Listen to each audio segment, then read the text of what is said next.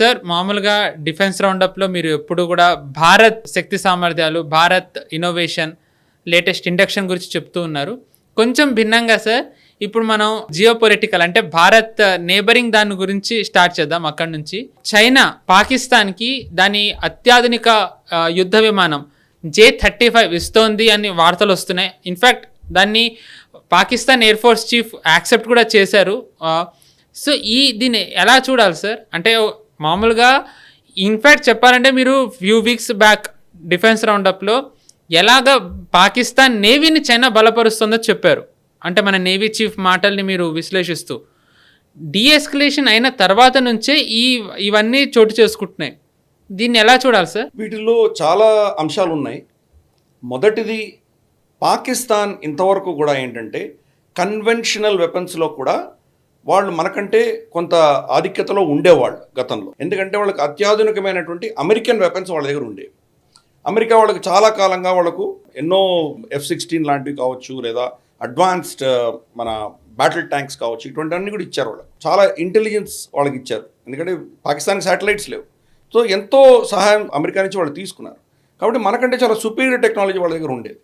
65లో చూసాం మనం. 65లో air superiority వాళ్ళ దగ్గర ఎక్కువ ఉండేది, మన దగ్గర చాలా తక్కువ ఉండేది.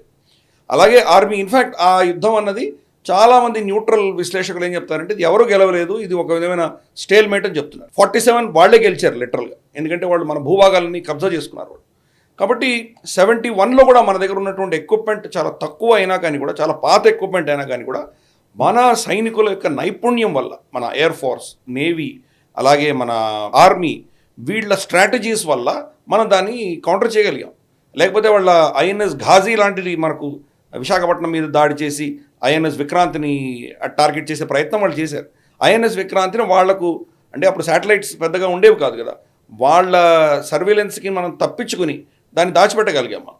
కాబట్టి మన నైపుణ్యంతో అప్పుడు చేసుకున్నాం. కానీ క్రమేపీ ఇదేమంటే టెక్నాలజీ రావడం మొదలుపెట్టేసరికి మన సుపీరియారిటీ అనేది పెరిగింది. ఎస్పెషలీ 71 యుద్ధం తర్వాత మనం పెంచుకున్నాం. ఎఫిషియన్సీ, మన కేపబిలిటీ పెంచుకోవడం మొదలుపెట్టేసరికి వాళ్ళు ఏం చేశారు, మనం న్యూక్లియర్ వెళ్ళాము, వాళ్ళు కూడా న్యూక్లియర్ దీనికి వెళ్ళిపోయారు, శక్తికి వెళ్ళిపోయారు వాళ్ళు. ఒక్కసారి న్యూక్లియర్ వెపన్స్కి వెళ్ళిపోయిన తర్వాత రెండవ ప్రపంచ యుద్ధం, ఇన్ఫ్యాక్ట్ దానికంటే ముందర కావచ్చు, తర్వాత కావచ్చు, 2 న్యూక్లియర్ శక్తులు ఎప్పుడూ యుద్ధం చేసుకోలేదు, పరస్పరంగా డైరెక్ట్గా యుద్ధాల్లో దిగలేదు. సో న్యూక్లియర్ అనేసరికి ఇది సర్వానికి, ప్రతి ఒక్కరికి వినాశనంగా ఉంటుంది. కాబట్టి వాళ్ళు ఇంకా మనం యుద్ధం చేయము అని వాళ్ళకి ఒక ధీమా వచ్చిన తర్వాత మన మీద వాళ్ళు ఈ టెర్రరిజం వాడుకుని, వాళ్ళు జిహాద్ వాడుకుని ప్రాక్సీ వార్ మన మీద చేసిన విషయం మనకు తెలుసు. దాన్ని అస్త్రంగా వాడుకున్నారు.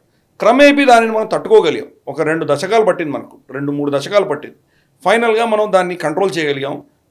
అక్కడి నుంచి వచ్చేటువంటి ఈ టెర్రరిస్ట్ మూకలను ఆపగలిగాము, న్యూట్రలైజ్ చేయగలిగాము, సెక్యూరిటీ ఫోర్సెస్ పెంచుకోగలిగాము, విజిలెన్స్, మన కేపబిలిటీ ఇవన్నీ పెంచుకున్నాం మనం.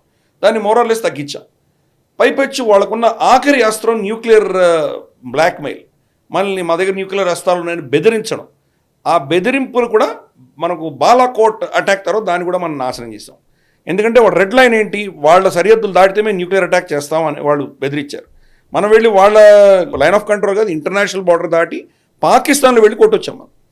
అది కొట్టామని చెప్పాం మనం. సో దాంతో ఏమైందంటే వాళ్ళు రిటాలియేట్ చేయలేకపోయారు కదా, అందుకని వాళ్ళ న్యూక్లియర్ బ్లఫ్ అని మనం కాల్ చేసాం. న్యూక్లియర్ బెదిరింపులని మనం కంట్రోల్ చేయగలిగాం. ఇటువంటి పరిస్థితులలో వాళ్లకు భారతదేశానికి వ్యతిరేకంగా లివరేజ్ అనేది పోయింది. వాళ్ళు ఆ లివరేజ్ ఉంటే మన మీద వాళ్ళు ఏం చేసినా మనం వాళ్ళని ఏం చేయలేకపోయేవాళ్ళం, అలాగే ప్రపంచం కూడా మనల్ని ఏం చేయకుండా ఆపుండేవాళ్ళు. ఈ పరిస్థితి నుంచి, ఫర్ ఇన్స్టెన్స్ కార్గిల్ యుద్ధంలో వాజ్పేయి గారు లైన్ ఆఫ్ కంట్రోల్ దాటకండి అని చెప్పారు మన ఎయిర్ ఫోర్స్ కానీ, సైన్యానికి కానీ, వీళ్ళందరికీ కూడా. దాటి ఉంటే దీన్ని ఎప్పుడో మనం దాన్ని ఈజీగా వాళ్ళని కొట్టుండొచ్చు. కానీ వాడు న్యూక్లియర్ పవర్ కాబట్టి వాడు ఏం చేస్తాడో తెలియదు. కాబట్టి మనం ఆచితూచి వ్యవహరించాం. ఎప్పుడైతే ఇప్పుడు వాడి న్యూక్లియర్ థ్రెట్కి మనం భయపడము అని అనుకున్నామో, వాడి దగ్గర లివరేజ్ ఏముంది, పాకిస్తాన్ దగ్గర లివరేజ్ లేదు. మన మీద లివరేజ్ కోసం ప్రయత్నం చేస్తున్నాం. ఆ యాంగిల్లో మనం ఇవన్నీ కూడా చూడాలి. చైనా ఏం చేసిందంటే టాక్టికల్గా మనతోటి డైరెక్ట్గా వివాదం, దానిలో వాళ్ళకి ఏం లాభం లేదు కనిపించింది. వాళ్ళకి 4-5 సంవత్సరాలు మన మీద ఇంత ఉద్రిక్త వాతావరణాన్ని క్రియేట్ చేసుకొని అన్నీ చేసిన తర్వాత అర్థమైంది భారతదేశంతో మనం అనవసరంగా ఇది పెంచుకుంటూ వెళ్తే కనుక మనకు ట్రేడ్ దెబ్బతింటుంది, మనకు బ్రిక్స్ బ్లాక్ డీడాలరైజేషన్లో మనం దెబ్బతింటాం. అలాగే మనం టైవాన్ మీద ఫోకస్ పెట్టినప్పుడు 4-5 ఫ్రంట్స్లో మనం యుద్ధం చేయలేము. కాబట్టి ఇక్కడ నుంచి హీట్ తగ్గించుకోవాలి భారతదేశం నుంచి, అలాగే జపాన్ నుంచి తగ్గించుకోవాలని ప్రయత్నం చేస్తుంది చైనా. కానీ భారతదేశాన్ని ఇంకా వాళ్ళు కంట్రోల్ చేయాలి, భారతదేశాన్ని తొక్కిపెట్టాలి అంటే మనం ఫ్రీగా మన శక్తిని పెంచుకునే దిశగా మన ప్రయత్నాలు చేస్తున్నాం. కాబట్టి దాన్ని మన నేబర్హుడ్ పరిధిలోనే దాన్ని కట్టిబెట్టాలి అన్నటువంటి ఒక ఆలోచన. ఇటువంటివి ఇన్ని కారణాల వల్ల పాకిస్తాన్ని, బంగ్లాదేశ్ని ఇద్దరిని కూడా బలపరిచే ప్రయత్నం చైనా చేస్తుంది.